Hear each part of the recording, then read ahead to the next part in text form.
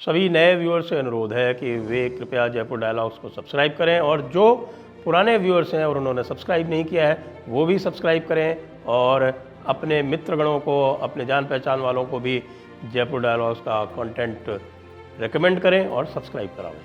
नमस्ते, मैं हूं संजय दीक्षित और आप देख रहे हैं दी जयपुर डायलॉग्स। आज आम आदमी पार्टी को और केजरीवाल को माई लॉर्ड्स ने बहुत बड़ा एक, जिसको कहें कि बहुत बड़ी एक आशा की किरण नहीं थी, वो पूरा का पूरा आशा का सूर्य ही दिखा दिया। और उस आशा के सूर्य को माई लॉर्ड्स ने तो दिखाया, लेकिन बाकी जो विशेषकर जो हमारे तथाकथित राइट विंग वाले जो हैं और जो आम आदमी पार्टी के विरोधी हैं, वो उसको लेके माई लॉर्ड्स पे सारा का सारा बिल्कुल लुटिया डोर बाल्टी सब लेके चढ़ गए। ये क्या हो रहा है भाई? उनका क्या आर्ग्यूमेंट था? पहले उनका आर्ग्यूमेंट समझ लेते हैं कि भाई ये जो माई लॉर्ड्स ने ऑब्जर्वेशन किया कि इलेक्शन के कारण हम इनकी इंटरिम बेल को कंसिडर कर सकते हैं, तो बात जब ये कर रहे हैं कि इंटरिम बेल को कंसिडर कर सकते हैं इलेक्शन के कारण, उसमें बहुत सारे इश्यूज हैं। पहली बात तो ये बेल की एप्लीकेशन नहीं है, इंटरिम बेल की एप्लीकेशन नहीं है। तो जिसमें आपकी इंटरिम बेल की एप्लीकेशन नहीं है तो उसमें आप जो है वो कंप्लीट जस्टिस वाला आर्टिकल 143 जो है वो लगा कैसे सकते हैं, क्योंकि वो तो फाइनल जजमेंट में लगता है, वो इंटरिम स्टेज पे लगता नहीं है। तो यदि आपको इनका कंसिडर करना है तो ज़रा ध्यान रखें हमारे लालू जी का क्या हुआ।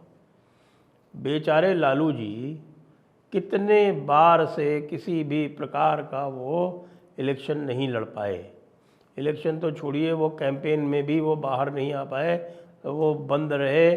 और कितनी सारी कैंपेन्स उनकी ऐसी हैं जिसमें लालू जी के होने से अंतर पड़ सकता था और लालू जी कैंपेन में नहीं जा पाए। अभी भी उनके पीछे लोग लगे हुए हैं, यदि वो कैंपेन में जाना आरंभ हो गए तो उनके बेल कैंसिल करने के लिए एप्लीकेशन लग जाएगी, क्योंकि वो मेडिकल बेल पे बाहर हैं।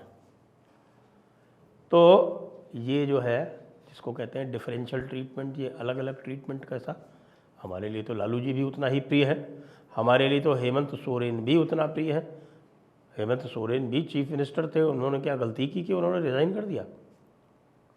दूसरी जो बात और जो लोग कर रहे हैं, क्योंकि कोर्ट ने ये भी ऑब्ज़र्व किया कि भाई ये जो है, जो पहले 338 करोड़ की जो ट्रेल आई थी तो उसमें अक्यूज़ तो आम आदमी पार्टी थी, आपने केजरीवाल को क्यों अरेस्ट कर लिया? होता है कि भाई केजरीवाल का नाम आया है उसमें, और आम आदमी पार्टी के बिहाफ पे काम तो सारा केजरीवाल ही करते हैं, संयोजक जो हैं। और न केवल संयोजक, जिसको हम कह सकते हैं कि पूरी की पूरी जो एक छत्र जो स्वामी हैं उसके, वो केजरीवाल जी ही हैं। तो यदि आम आदमी पार्टी का नाम है, आम आदमी पार्टी को प्रोसिक्यूट करना है, तो आम आदमी पार्टी के बिहाफ पे जो उसके डायरेक्टर्स होंगे और जो उसका जो मैनेजिंग डायरेक्टर और सीईओ होगा, उसको ही तो पकड़ा जाएगा ना। तो इसको लेके भी हमारे भाई लोग जो हैं, यानी उनको हम कह सकते हैं कि भाई आम आदमी पार्टी के विरोधी लोग जो हैं वो लेकर उसको बहुत ही कमेंट्स कर रहे हैं और माई लॉर्ड्स की भयंकर आलोचना कर रहे हैं। और मैं सोचता हूँ कि भाई आलोचना करने का उनको पूरा अधिकार है, हमें भी अधिकार है। फिर एक और जो पॉइंट जो है जो डिस्कस हो रहा है वो ये है कि कोर्ट ने ये भी डिस्कस किया कि भाई ये बताइए कि आप क्या ऑफिशियल फाइल्स भी साइन करेंगे क्या जेल से? ये उन्होंने अभिषेक मनु सिंघवी को पूछा और अभिषेक मनु सिंघवी उसको गोलमोल करते गए, क्योंकि इसमें जो निहितार्थ है वो ये है कि भाई ये कितना उचित है कि हमारे केजरीवाल जी जो हैं वो जेल में बैठ के भी चीफ मिनिस्टर बने हुए हैं, और हाई कोर्ट जो है, दिल्ली हाई कोर्ट, उनके ऊपर बड़ी भारी कमेंट कर चुका है कि वे पूरी तरह से स्वार्थ में और स्वार्थ लिप्तता में हैं और उनको कतई देश के इंटरेस्ट का, देश के हितों का किसी भी प्रकार का उनको ध्यान नहीं है। ये हाई कोर्ट से टिप्पणी आ चुकी है। तो मामला जो है बड़ा पेचीदा हो गया। माय लॉर्ड ने ये कहा कि ठीक है कि हम अब 7 तारीख को देखेंगे। ये बात एक और भी कही उसमें, जिसको मैं, हमारे जो साथी हैं जो आपके विरोधी हैं, उनको मैं ये बता देना चाहता हूँ कि उन्होंने ये भी कहा कि भाई आप लोग किसी निष्कर्ष पर न पहुँच जाएं। हम 7 तारीख को केवल यह डिस्कस करेंगे कि इंटरिम बेल दी जा सकती है या नहीं दी जा सकती है। आप ये ना सोचें कि हमने पहले से ये तय कर लिया है कि हम इंटरिम बेल उनको दे ही देंगे, ऐसा नहीं है। इंटरिम बेल दी जाए या ना दी जाए इसके ऊपर हम डिस्कशन करेंगे। चलिए, बात सही है। और ये भी कहा उन्होंने कि भाई चूँकि इलेक्शन है, वो स्पेशल सिचुएशन है, इत्यादि इत्यादि। लेकिन जहाँ तक मेरा विचार है कि ये जो ग्राउंड है कि चूँकि इलेक्शन है इसलिए कोई चीफ मिनिस्टर है या पार्टी का नेता है उसको छूट दे देनी चाहिए, तो फिर हेमंत सोरेन को भी दी जानी चाहिए। और जैसा मैंने अभी बताया कि लालू यादव को भी दी जानी चाहिए थी, उनको तो नहीं दी गई, हेमंत सोरेन को भी नहीं दी गई। तो ऐसा क्या विशेष है अरविंद केजरीवाल में कि उनको ये छूट मिलनी चाहिए? वैसे भी दिल्ली का जहाँ तक प्रश्न है, तो दिल्ली के जो नॉमिनेशंस हैं वो 6 तारीख को, यानी आज से 2 दिन बाद समाप्त हो जाएंगे।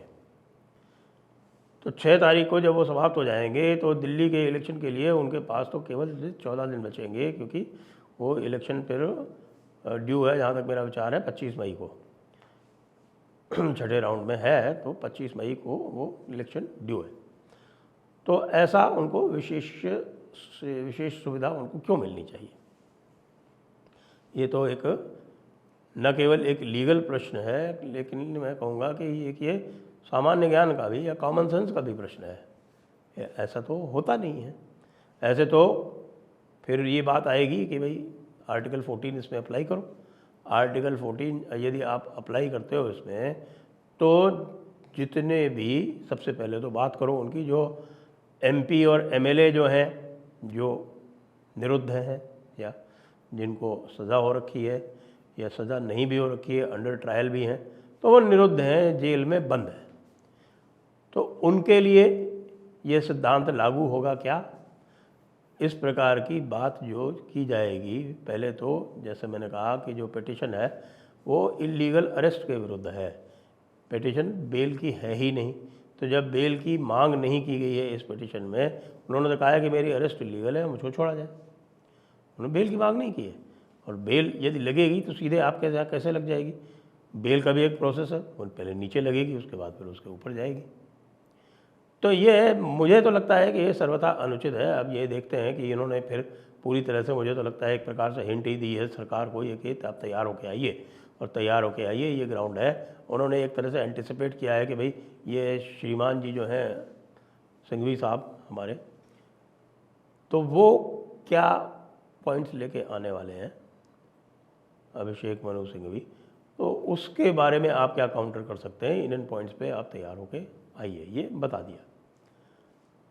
वैसे मैं सोचता हूँ कि अरविंद केजरीवाल के लिए सदा सर्वथा उचित है कि वो अंदर ही रहें, क्योंकि यदि वो बाहर आए तो जो उनका जो कंडक्ट है, जो लाया गया है जजेस के सामने, कि किस प्रकार से उन्होंने 1 वर्ष से कम समय में, लगभग 210 दिन के समय में, उन्होंने 170 आईफोन्स जो हैं वो यूज़ किए और नष्ट किए। 170 1 वर्ष से कम के अंतराल में, ऐसा कहीं होता है क्या? ये तो उनकी जो स्थिति है वो साफ दिखाने के लिए पर्याप्त है कि भाई क्या कर रहे थे वो। और जो उनकी लिप्तता है वो बहुत सारे जो लोग हैं उन्होंने सिद्ध कर दी है कोर्ट में। तो ये भी आया, अभिषेक मनु सिंघवी ने तो जो धारा 164 है CRPC की, जिसके अंतर्गत इकबालिया बयान होते हैं, उसको भी चैलेंज कर दिया। उन्होंने कहा कि नहीं इसमें ऐसा है और वैसा है। और यद्यपि आप देखें कि जो हाई कोर्ट था, दिल्ली हाई कोर्ट, उसने साफ साफ ये लिखा था, जब ये पॉइंट लाया गया था उनके सामने, तो उन्होंने स्पष्ट कहा था कि भाई ये जो प्रावधान है ये कोई वर्तमान सरकार ने नहीं बनाए, ये बहुत पुराने प्रावधान है। ये लगभग 1 सेंचुरी से, 100 वर्ष से इनको पूरी तरह से जांचा परखा गया है। और इनके ऊपर यदि किसी प्रकार की आप आपत्ति कर रहे हैं तो ये जुडिशरी के ऊपर आपत्ति करने जैसा हुआ, क्योंकि जो वायदा माफ़ गवाह है वो जज साहब बनाते हैं, वो जज साहब के ऑर्डर से बनता है, केवल प्रोसिक्यूशन द्वारा उसको सामने प्रोड्यूस कर देने से नहीं होता, उसके ऊपर जुडिशियल एप्लीकेशन ऑफ माइंड होता है। इसलिए ये कहना कि साहब इससे बहुत अन्याय हो गया, ये बिल्कुल गलत है। मैं इसमें एक पॉलिटिकल एंगल भी आपसे डिस्कस कर लेना चाहता हूँ कि वैसे तो मुझे ये लगता है कि ये 7 सीटें हारने वाले हैं, ये स्पष्ट दिख रहा है, दिल्ली की भी, और पंजाब में भी बहुत बुरा हाल इनका होने वाला है। पंजाब में ये पूरी तरह से संभव है कि ये जो है ये लार्जेस्ट पार्टी बन के ना निकले। ऐसी स्थिति में यदि मान लीजिए इंटरिम बेल दे दी गई इलेक्शन के कारण केजरीवाल को, और केजरीवाल बाहर आ गए और उन्होंने प्रचार किया और उसके बाद भी 7 की 7 सीटें हार गए, तो भैया ये तय हो जाएगा कि केजरीवाल की सिंपैथी का भी कोई फैक्टर काम नहीं किया। अब तो केजरीवाल को परमानेंट अंदर रखो तो भी कुछ नहीं होने वाला है। ये बात हमें नहीं सोचनी है, ये बात अरविंद केजरीवाल को सोचनी है और अरविंद केजरीवाल को अपने वकीलों को बतानी है, क्योंकि अगली जो हियरिंग है वो है 7 तारीख को, यानी कि मंगलवार को ही आपको पता है तीसरा फेज़ भी होना है। उस दिन हम व्यस्त रहेंगे दूसरे कार्यों में, हमें नहीं लगता कि हम इसको कवर कर पाएंगे 7 तारीख को। फिर भी आप लोग इस पूरे प्रकरण पर अपनी दृष्टि कायम रखें। जय हिंद, जय भारत, वंदे मातरम।